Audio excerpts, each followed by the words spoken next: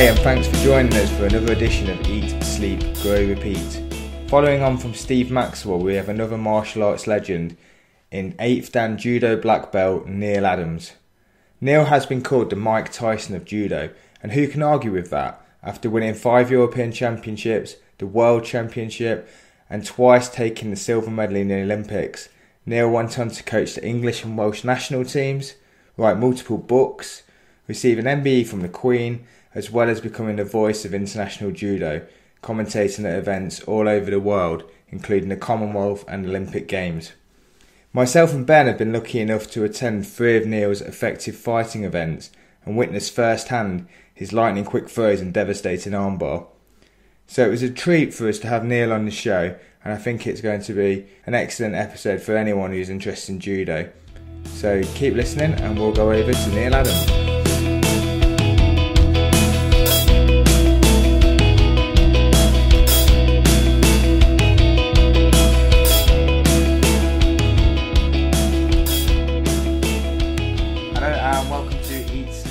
With me, Jamie Riley. I'm joined by my regular co-host Ben Harrison. How are you? Hey, what's up, guys? And today we're joined by judo legend Neil Adams. Thank you for joining us, Neil. It's a pleasure. Absolutely, yeah, it's a pleasure. Excellent. So, taking you right back to the very beginning, obviously you've achieved a lot in judo, but how did it all start for you? How did you get into judo in the first place?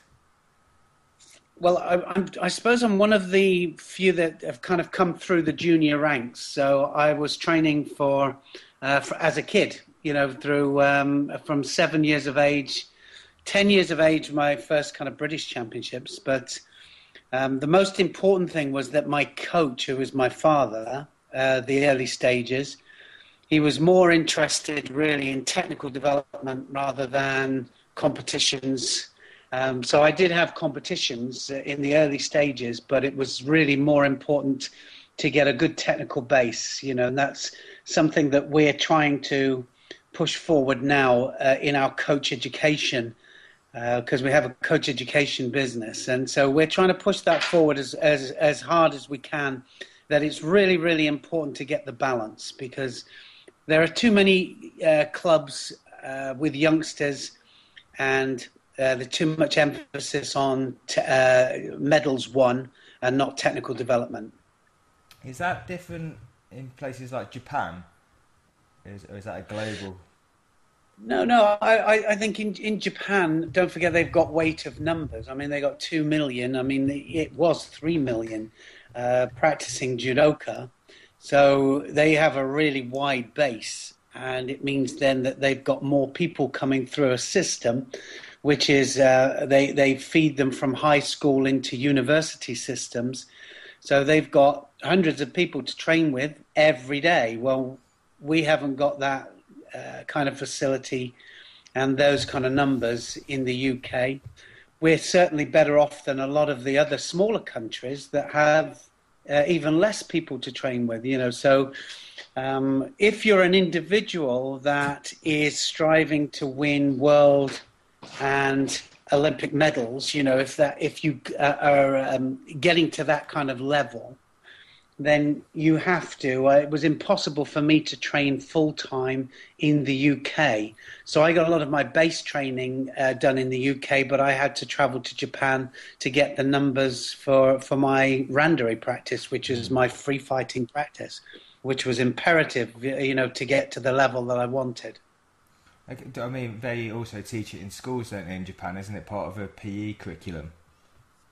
Yeah, I mean, it is. I mean, you were asking about, is it pretty similar? Actually, the junior system is very similar, because they do a lot of fun games and a lot of practice on movement and developing pulling, which is kazushi, and also direction and teaching the kids how to move properly. Because if you see a lot of the Japanese when they're practicing judo and when they're doing judo at high level, they have really nice shape to their technique and they have really nice movement.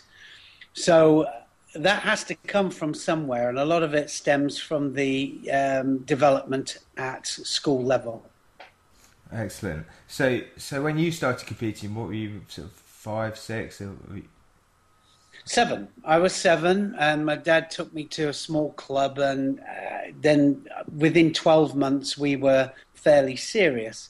My brother and I were both practicing, and then we went to a bigger club in Coventry, and it just kind of took off from there, really. My first national championships was when I was 10 years of age. So I won my first nationals when I was 10. But like I said, the biggest emphasis wasn't on the winning of the championships necessarily, but more on producing and good technique. I think it was actually the competitors. I did judo when I was, I think, about 7 years old, and I only ever went to one competition, and they put me against a girl, and I thought, oh no, Yes. I don't want to fight a girl, and she threw me straight away within about 4 seconds of the fight, and then I quit judo after that. So. Well, I mean, we hear so much, don't we, about the kids who have started judo and go only so far, and then I packed it in, and either the level of the coach or the level of the teaching at an early stage is not good enough, and so therefore it's a bad experience. And if we're shoved into competition too early before we understand the basic fundamental principles of it, then again, we're going to pack it in early. Nobody wants to do it. The more success we have as youngsters, and the more we're able to throw. And I was just talking about it earlier today, actually, that from an early stage, very early stage, because I had good technique, I was throwing from a very early stage. So I enjoyed it more because I was throwing. And I think if you get your ass kicked, a lot, and if the teaching methods are not up to scratch, I mean, you think back to your school days, and everybody has one or two favorite teachers that, gave them a lesson that they'll always remember. There's always one special teacher there that just had a method, and it wasn't always an orthodox method. Sometimes it was pretty unorthodox, but they'd have a method and a way of getting things across, and I think that the level of coaching throughout the country is just not high enough, and I don't think that we teach our teachers, our instructors, our coaches how to put the lessons across in the best way, and that's what our coach education program is all about. Do you think that's got anything to do with the fact that there's not enough money in judo? No, I don't think so. I mean, you say it's not enough money. I mean, it depends what country you're at, because there's certainly enough money in Japan and France and Russia and a lot of the other top countries. I mean, we have higher participation in judo. We're the second highest participation sport in the world as far as countries participating at world level. I mean, I think there was 146 countries that were competing, and so therefore there are a lot of countries out there that are very, very poor, but there are also countries out there that are very wealthy. I think that I don't know if you watched the Commonwealth Games just recently. Any of the judo, the Commonwealth Games, but we got amazing coverage at the Commonwealth Games, and the Commonwealth Games isn't the highest. We haven't got the most countries represented in the Commonwealth, but BBC covered it, and we got great coverage. We had 4 hours every day, and it was amazing. So that kind of exposure really pushes us forward and really helps to promote the sport, and I think that's what every sport needs. Definitely. But I don't know, there's some sort of difference between what you can charge for a judo class and what you can charge for a jiu-jitsu class, because you would never get away with charging £10 for an hour in England for a judo class. So you tend to see a lot of judo instructors have to have other jobs, whereas maybe if they had that bit of extra money so they could concentrate on just being a judo coach, the level might be higher. Well, I agree with that. I mean, I think judo's too cheap anyway. I really believe that, so it's kind of a mentality that's been transposed into the judo fraternity over a period of years, and of course because the BJJ and Jiu-Jitsu came in and professionalized it, and everybody accepted that they had to pay more for it. And so I think you're right. I think that we need to. I think the more professional coaches that we have, it's one of the arguments that I have at the moment with a lot of the judo fraternity, is that we really need our volunteers. It's really important that we have our volunteers, and credit to these people that give up all their time for judo, but we need our professionals, and without the professionals that do it full time and give 100% to it and to developing judo, then we won't be able to take it forward so quickly. So we need those professionals, and these the amateurs, if you wish, have got to realize that how important they are to the whole process. Definitely. I mean, the good thing is you would have got a lot of competition in from your early days, from the way that judo is structured. So by the time you were competing in the Europeans in 1979, I think that was when you got your first gold, is that right, in a major competition? In the senior Europeans, but the thing is because I had a good technical development early on, it kind of enabled me. This is one of the reasons that technical development early on is very, very important, is because the transition then into seniors is much smoother, and we get more people making the transition if they've got good technical ability. If they haven't got technical ability, if they're just relying on brute force and strength and fighting ability, then it tends to kind of only reach a certain level, and then the ones with technique will take them out. And I think that when I was 17, I had a split decision with the Olympic champion at the time, which was a Russian called Vladimir Nevzorov, and I fought him in the European Championships, the Senior European Championships in 1977, and had a split decision with him just after he won the Olympics in 76. So, it was a good indicator then that I was on the way up, and that I was developing in the right way, So that's why I am so big on technical development in the early stages. It's absolutely imperative if you're going to take people through the transition process. And you went on to get a silver in 1980 Olympics, and then again in 84, and I think one of those was a very close decision, wasn't it, as well? I mean, many people thought that you might have won. Yeah, one was a very close decision, and one was a mistake, because I was winning the match quite easily. So the Olympics is just one of those kind of events that it doesn't always go according to plan. Yeah. And though I was world number one in both those Olympics, it just didn't happen. But, I was world champion going into one, and it was just one of those things, like I say, that never transpired. It never transpired the way that I wanted it to, and it's a strange one. Olympic Games is one that you can't really put a finger on. It's one that we just, if I had the magic ingredient, I'd be a millionaire. In terms of that technical development, Neil, do you have a preferred or a recommended structure? I mean, is it a lot of drilling? Is it one technique per session? Is it 10 techniques per session? What's your preferred format? That's a really good question. In it that, was it one technique or is it 10 techniques? I think one of the problems at the moment with a lot of the teaching within the clubs is, especially judo, not so much BJJ or jiu-jitsu, certainly in judo, is that they have a certain curriculum that they have to push forward, and so they kind of overcook the lessons, and so they're not drilling as much as they should. So the technical skills are not drilled as hard as they should be.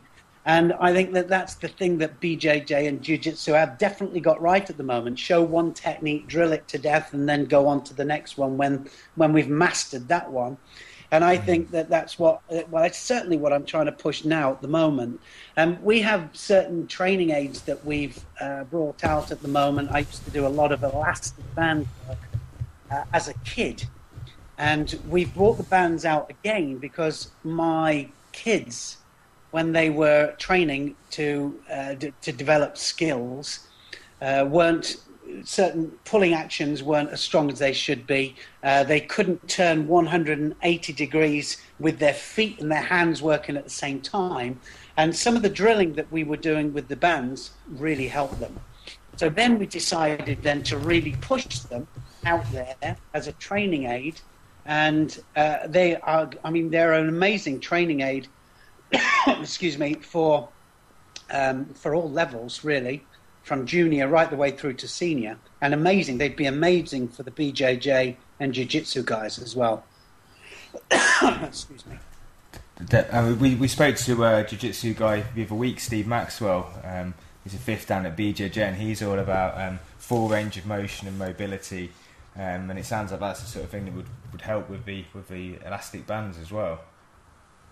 It is. A lot of people were using the wrong tension with the bands. We've got ours with judo grips on, like judo jacket material and things, and they have a certain way that you have to hold them, and there are certain, depending on how strong the people are that are using them, they have different strengths. The whole purpose is that we can get the hands and the body and the feet working together as one unit. And if you have a look at a lot of the BJJ and the jiu-jitsu guys, kind of struggle a little bit with their throwing abilities. Yeah. And so therefore, whereas they're used to drilling, I think probably more newaza than tachiwaza, it's groundwork rather than standing. Yeah. But, I think, and I've always been a great supporter of this new development with BJJ and jiu-jitsu guys crossing over, and then us crossing over to you, and using you guys as well. But I think that what we need to do is to get the balance. It's really important to get the balance. And for us in judo, for example, it's important that we train, as much in standing as it is in ground. And I think that in probably BJJ Jiu-Jitsu, you've got a definite differential there towards ground fighting. That's why the level has absolutely gone through the roof, because it's very specialized and very, very specific. And that's how we can, really benefit from you guys. I think you can really benefit from us as well for the throwing and into the transition into certain specific groundwork. And I think that getting the balance is what it's all about. Definitely. I don't think I've ever been to a jiu-jitsu class where they've just done a whole class on starting from standing and going for the takedown. Often you're starting from just guard or knees or certain positions, and the stand-up side is definitely neglected in BJJ. But the reason is, and let's be honest about it, is because there's not that many probably that can teach it. So, that's why, you get judo guys in, and we do specific transition from the throwing, so it starts from standing. We're not starting from a groundwork situation, we're starting from standing. So there are certain advantages there if you've got judo rules, starting from a standing position going down to the ground. If I don't have to go down to the ground all the time and I can get certain points standing up, then I'm going to be standing up more. So depending on what rules you give the match will determine on how it develops. Rules dictate development. So if you get a kind of a 50-50 situation there, you can really help your game. I think it would really help BJJ and Jiu-Jitsu, which is that's what I push. I guess when I come in and I do your lessons, that's why we do probably a little tiny bit more standing, because the balance and the direction and the spatial awareness of a standing position is really important to know how to cope with that certain situations. And I think that certainly some of the UFC matches that I see and some of the BJJ situations, trying to get them down to the ground, when they're just jumping up and then just doing a straight triangle onto the neck, just to get them down, or just wrapping their arms around the waist and just to pull them down, then that tells me that there's perhaps a little bit of a gap there that could be filled. definitely. I mean, judo, you mentioned the rules there. The rules have changed so much over the years. A lot of people don't know that old judo fights between like late 1800s used to be fights to the death, and then they progressed it, and there was things like finger locks, leg locks, knee bars. All that's been taken out of it. Some of that's probably a good thing. But now, do you think they've gone a bit too far by stopping the grabbing the leg takedowns? What's your views on that? No, my views on that, the reason they did it is because the Olympic Committee said to judo that it was because, if you imagine, 1990, the Iron Curtain came down, all the Russian states, so there's just one Russia before that, Soviet Union, all the Russian states split up, and all of them have their own different styles of wrestling, so there's so many different styles of grabbing the legs, and, so judo went from a standing position like this to bent over position, but with jackets. And the International Olympic Committee said to judo that it just looks like wrestling with jackets on. Yeah. So if you don't do something about your game, we're going to take it out of the Olympic Games. And that's what happened. So what they did was, and really, if you look back to 1990, what should have happened is that they should have said straight away, all these different Russian states coming in with their different wrestling styles, no problem, but judo is judo, and you can't do certain things grabbing the legs. Right from the beginning. And then it would have developed accordingly. But because we let it happen, so some fantastic techniques grabbing the legs, but it looked like wrestling with jackets on. So it was between us and wrestling as to who came out the games. So they had to do something pretty drastic. So one of the first things that they had to do was to stand it up. So the only way they could stand it up was to take away leg grabs. So what happens is, if you take away the leg grabs, I can stand up.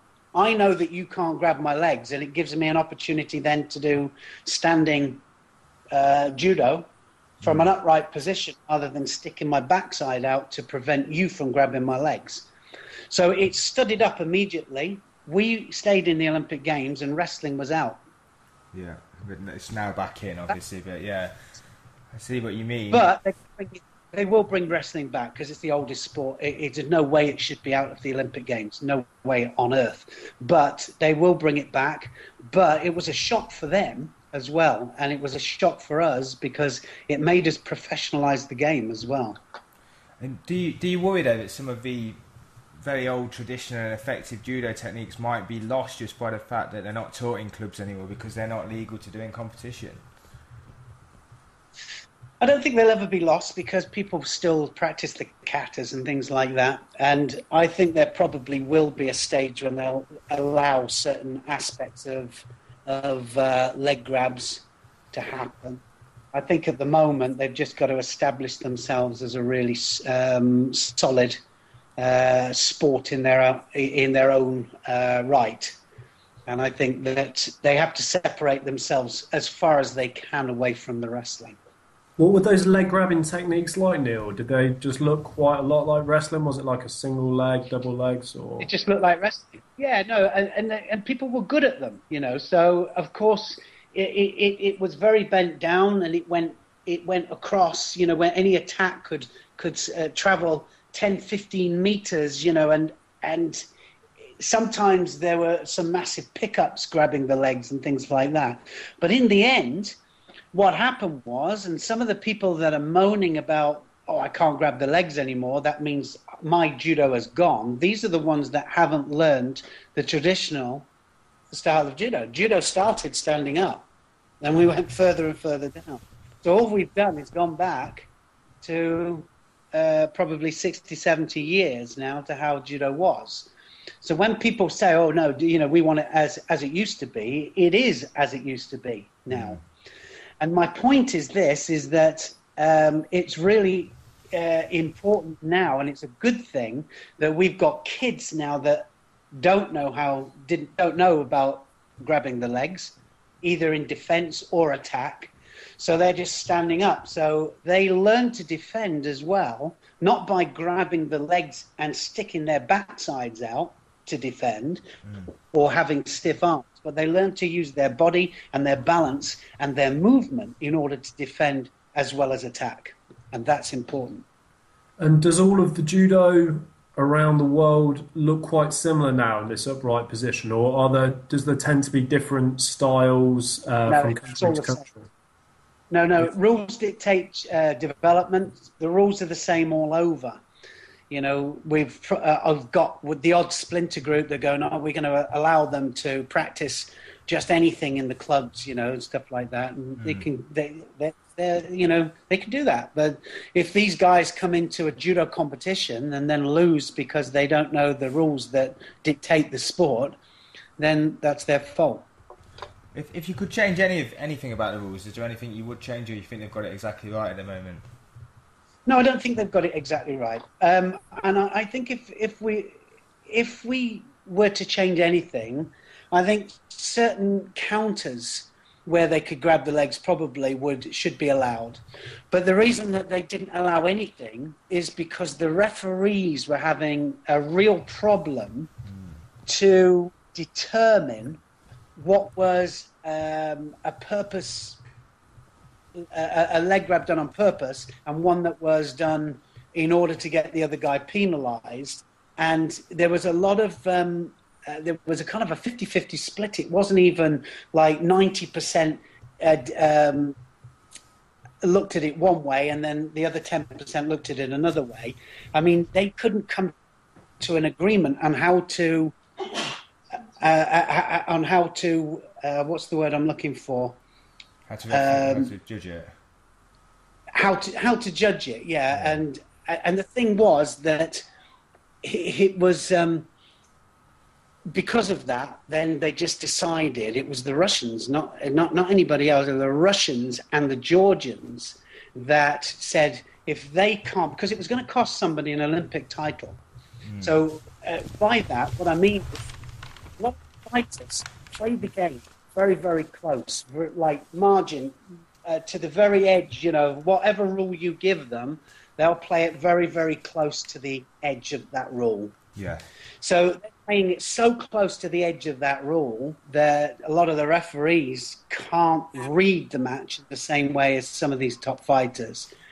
So rather than have a grey area in there that is, you know, leaves a grey bit for determination from the referee. So rather than having that, they decided just to have black and white. It was no grey area there, just black and white. And so that's why the Russians and the Georgians got together and said, no, we'd rather have no leg grabs at all.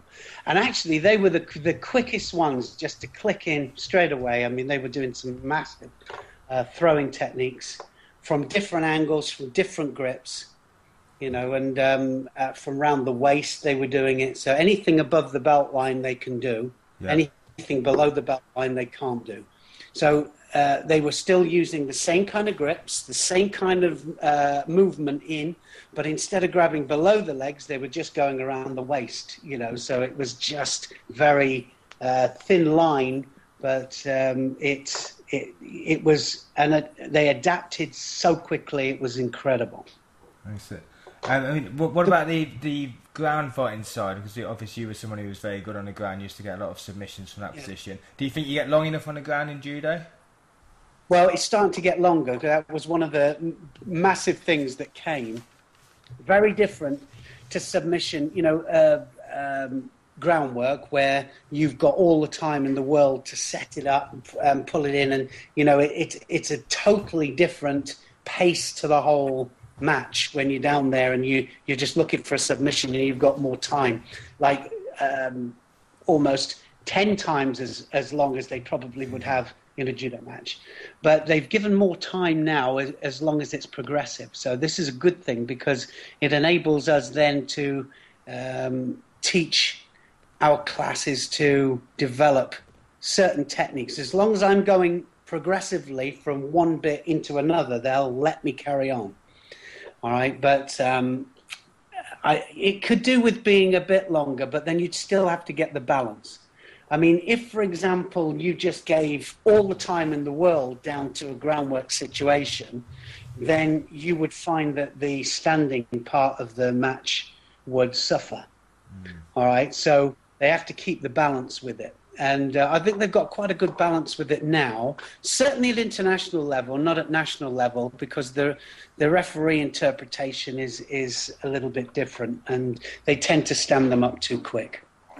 I suppose that just highlights the importance of having a game plan and drilling, though, because when you hit the ground, you need to know exactly what you're going for and exactly how to set it up. You do. Is what's important. The transition, the practice of the transition. It's not just about doing standing and then doing groundwork. It's the transition from standing. And that was one of my biggest advantages. It wasn't just the groundwork move that I did. It's making sure that I was in the position every time we hit the deck. So from whatever situation that we did, throwing situation, you attack me, you fall down to the ground, whatever situation it was, I would be hunting for the position that I wanted to attack you in groundwork, you know. So it's very, very specific. It's probably not got as many different angles as you would have if we were in a any time groundwork situation, but it's very, very specific as to what I want and how I dig for it and how I go for it.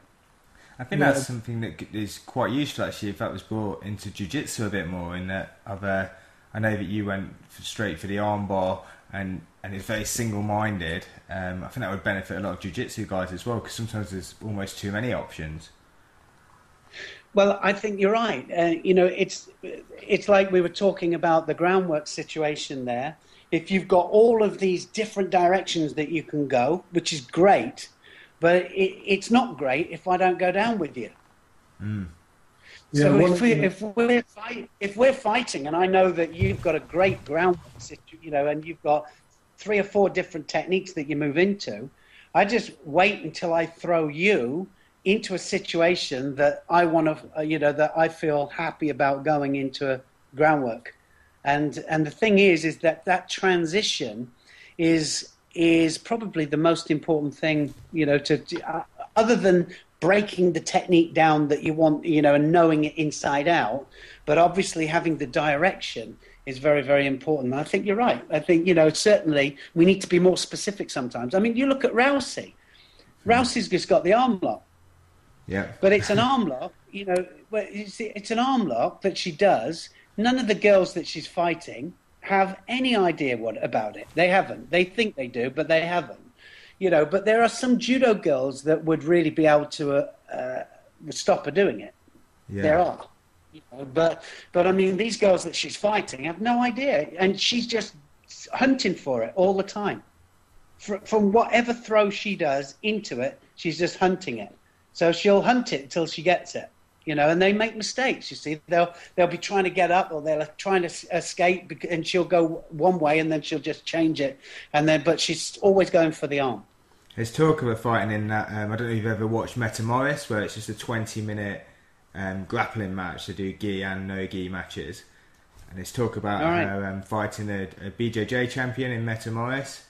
So it's just a 20-minute one-round submission only. That I don't know if that will ever happen, but I'd be interested to see that.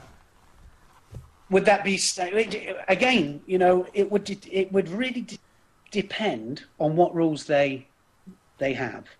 Yeah, because I mean, I could do a match with one of the Graces, or I could do a match with one of the top BJJ guys, and we could do 5 minutes on the ground at the moment now, and you know, it would probably. I definitely haven't got the condition for it anyway, and it would definitely come out better. But if we had it so that I could score points standing, or we could, and it was just as much standing and down, it would be a totally different match. Rules determine, obviously, which way that would go. So if they just have submission, all right, and they were going to just allow they were going to allow her to stand up at certain times, then, it would change the whole match. As to if you just had somebody just jumping up, just trying to pull you to the ground all the time, it might be a different match again, So I don't know. It all depends on what rules they have for it.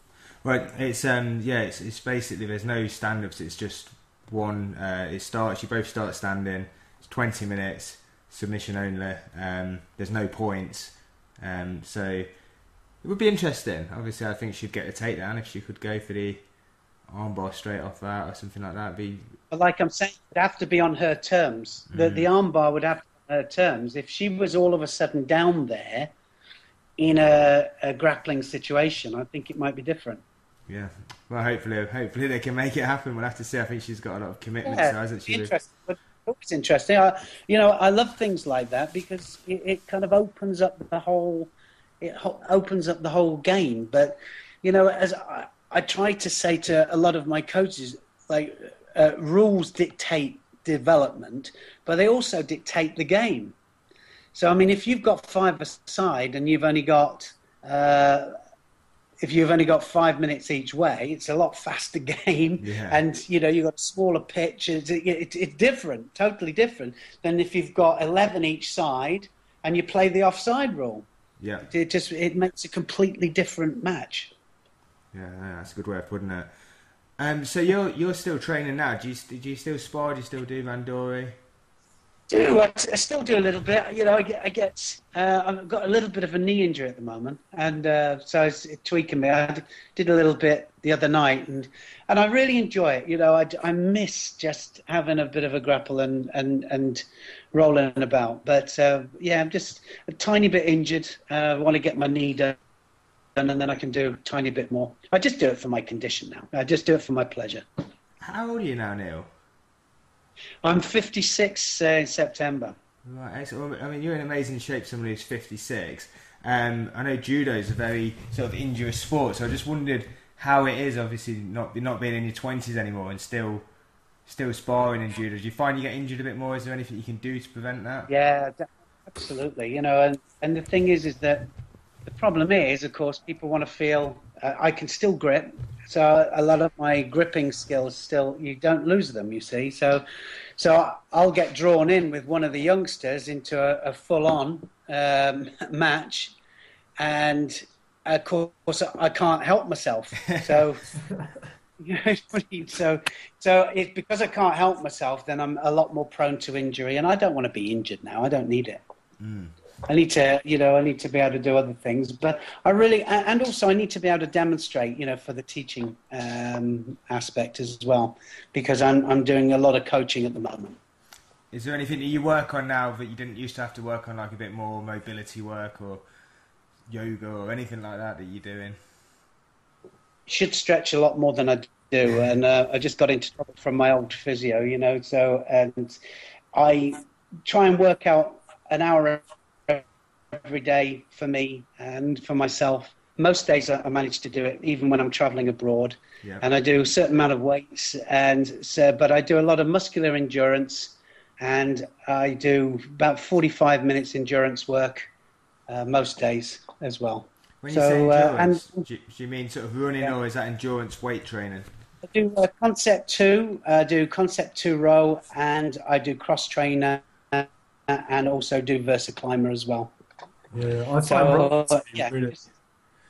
rowing to be really transferable into grappling. Your gripping strength and things like that. It seemed to carry over. Absolutely.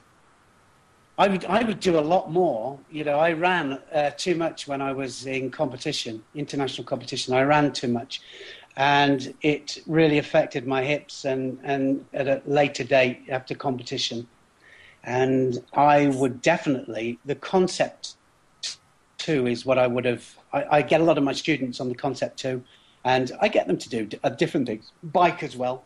Some of the heavier weights, I get them on the bike, and I get them on bike outside as well. And they don't need to do that much running, really. As long as they're working cardiovascularly, as long as the heart rate's going up over 170, that's a good thing. Obviously, judo is very intensive. There's a lot of throwing, gripping. Do you recommend for people to be doing weight training on top of that, or is that too much? No, it depends. It's fit for what, really? It's what are you training for? How much training do you have to do? There's nothing better for judo than judo. So the skills aspect, I still do a lot of skills work. So I do a lot of judo movement, even in my training. And I think that to get a balance of the skills work and to get a balance of the randori, the more randori they do, the better. And of course, the running is good, and the cardiovascular stuff and the weight training they do. The higher the levels, then the better, for them, as they'll need more weight training, and they'll be able to cope more with it the more they train, the more professional they are. But it's all about muscular endurance, and the battle belts and stuff like that. Terrific piece of kit, the battle belts, or the battle ropes. Yeah. And we've got battle belts that we've brought out now that are just tremendous muscular endurance stuff for the grips and for the forearms and stuff like that. But that muscular endurance is what they need to be training for, really. And like I say, it's fit for what, depends on what level you're training for. If you're training for international competition, the highest level, these guys need, when I was training for Olympic Games and stuff like that, I was doing 60 or 70 5-minute randoris, but I was having to get that in Japan. Right. And so I'd go over to Japan just to spar and really build up my judo-specific training. And, and I would do a month at a time in Japan. And, that's 70 randoris a week, not a month. That's 75 randoris, so I would go out there, search that out, come back, and then my weight training would be in between kind of competitions and things like that. So it wasn't all the time. Yeah, okay, no, that makes sense, because I'm sure that it's very easy to overtrain if you're doing sort of 70 rounds of randori and trying to throw some weights in there as well. Yeah, absolutely. And injuries as well. Yeah. So if someone was listening to this, an 18-year-old kid, and he wants to become the next Neil Adams and achieve what you've done, what would you recommend for him? What tips would you give him? First thing is to get you need a good club. You need a good instructor. Your first instructor or your first base training is normally the thing that leaves an impression.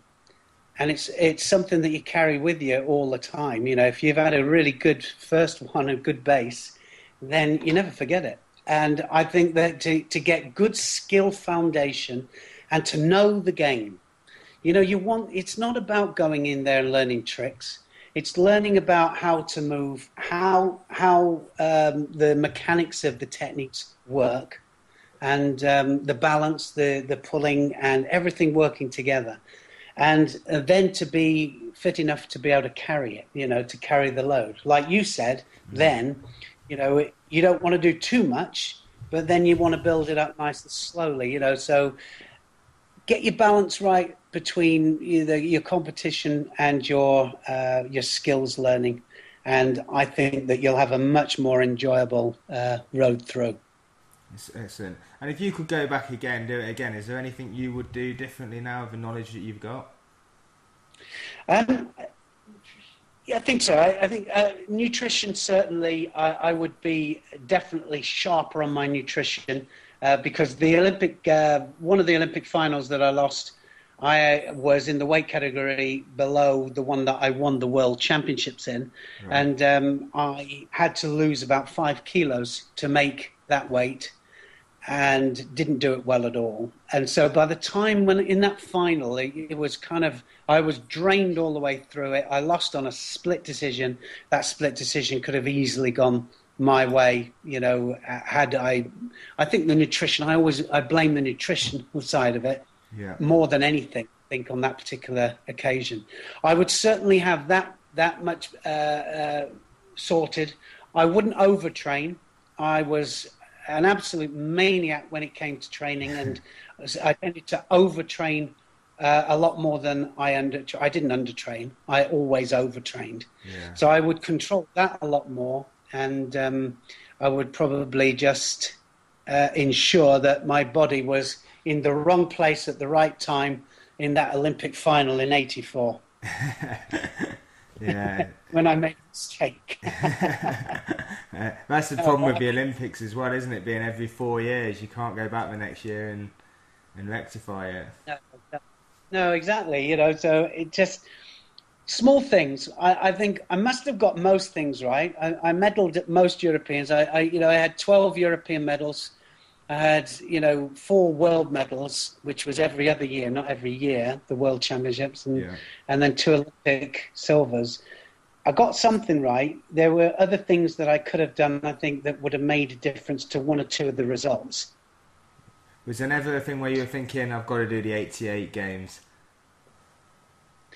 Well, that I kind of took the chance there because I was still up there roundabout. The 88 games was the only time in my life when I realised that in 80 and 84, that kind of period, that I was superior in my weight category, in as that I was quite clearly the world number one. Other than 1 or 2 fighters, I was quite clearly the world number one for that period of time. And then in 88, I was down with the pack. There was a kind of a chasing pack, and I was down with this chasing pack trying to get back up to the level that I'd been, and that was really hard for me to accept. And then, of course, after the 88 games, I kind of realised, it was time to finish. It was from a mental point of view, not from a physical point of view, because from a physical point of view, I was still in great shape. Yeah. Well, I'd just done enough. I'd had enough, and I was tired. I was really tired, mentally tired. You must have been competing for how many years by that stage, though? Well, it was 14 years internationally at the highest level. So for 11 years, I was in the top 3 in the world. So over an 11-year period. So it was a long time. That's amazing. I mean, you've just seen it with Georges St. Pierre. Obviously, he had those few years just continuously defending his title, being at the top of the food chain, and he's just had to walk away from it now because it's just got too much and he needs a break from it. Well, it just gets too much, and and the thing is that mentally I was different in '84 as well. I had '88. Sorry, I had a kid, and my situation was different. My training changed. My training wasn't as I didn't do as many Randa as there in that period building up to the games as I did for 80 and 84, definitely. So it made a difference. You just, and it proves to me even more that, you have a workload that you've got to do. If you don't do it, if you don't complete the workload set, then you're not going to do it. It's like running a marathon and training only up to 20 miles and not doing the full 26, or training for the half marathon and then trying to do a marathon afterwards, which is exactly what happened to me, actually, because at one period in my life, I think it was 87, I did the London Marathon. Yeah. And I didn't do enough training for it. And the longest training run that I did was 20 miles. I never did the full 26. A lot of people advised me to do a little bit more and a little bit over, maybe. And I hit the wall at about 20 and died death. It's preparation, for getting the right amount of preparation, and fit for what? Doing enough training to be able to complete the job. Did you finish the marathon though? That's the most important thing. Oh no, I did it. I was aiming. This is the point: is that I was aiming for, because I was quite a good runner. I was aiming to duck 3 hours. Yeah. So I didn't want to do. Most of my judo guys were doing 3:40, 3:48. Under 4 hours, but not. I was capable of doing an under 3. So I went for it. See, so I went through the half marathon 1 hour 27. And died, and then lost in the last 6 miles, lost 44 minutes. So I came in at 3 hours and 42 in the end. Oh. So I lost it, completely. So I ended up coming in the same as every other judo guy that had done it, but never mind. I did do it, yeah. Ben's not long done a 40 miler. And that's made me want to try marathon now. I think I might have to try one in the next few months. But preparation. I know. It's I'm all not about enjoy preparation. it. You know that. Blimey, you know that. How did that 40 miler? How was that one? Yeah, it was one of those things where I'd kind of had that same wall and situation as yourself, where I got to 30-mile mark and thought, I'm kind of in this in the deep water where I've never been before, because I haven't ran up to 40 in training for it. I depended on a lot of back-to-back runs and going out for 20-something miles with sore legs and things like that. But I put that down to a lot of sort of visualization and meditation. And I just, as soon as my brain started cycling through this is new territory, I'm feeling tired, I just refocus on breathing, reassert my form and correct everything I was doing, and just try and be as mindless as I could throughout it. But yeah, I think now when I go out for long training runs, there's a massive confidence in my head from having done 40. Now I can run any other distance that it won't intimidate me. So yes. Well, there's the point, isn't it? You know, that you've done the 40 now, so a marathon is, just over halfway. It's brilliant, you know what I mean? God, it's a mindset. It's very much a mindset. We used to have a distance, a lot of I had a full-time training group for nearly 20 years. And the full-time training group, we used to have a 5,000-meter run on the running machine that we used to do. It was a time trial. Yeah. And we did the 5,000, and most of us were down round about 20 minutes. Some of the good runners were around about 20 minutes. Not good really, but I mean, it's good for us. It was all right for us. And then we had one of the boys jumped on, and he did this one day. I don't know what happened to him. What he got up the wrong side of the bed or whatever happened. He did 16 and a half minutes. And we were just looking in shock. But every one of us broke the 20-minute mark. Every one of us just jumped on it and did it. So it was quite remarkable, really. We just all knew that it could be done, and we all beat it by about a minute, so we were all in the 19-minute kind of thing. We'd never been close to it before, so it is a mindset. Mind plays a big part in the whole thing, as we know. Definitely. Well, Neil, we're about up on time, but if people want to know more about you, what you do now, the events you're putting on, where can they find out a bit more about you?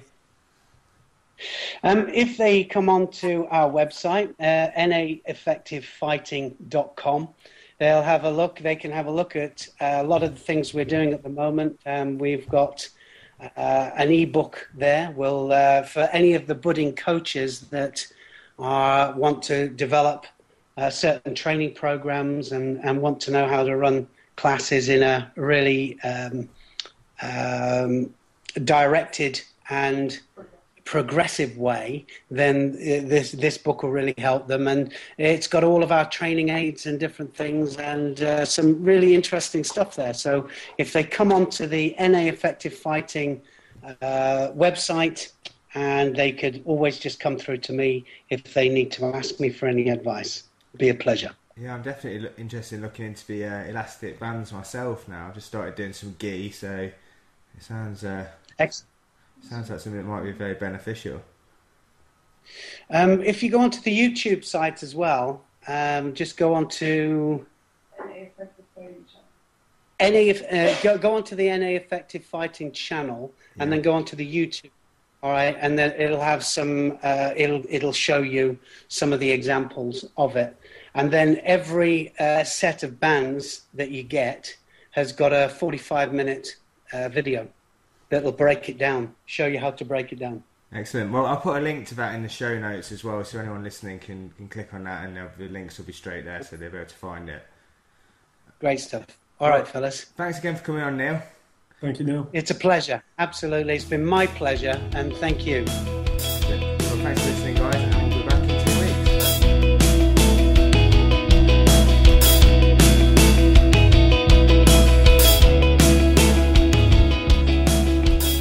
Thanks for joining us, guys, and special thanks to Neil Adams.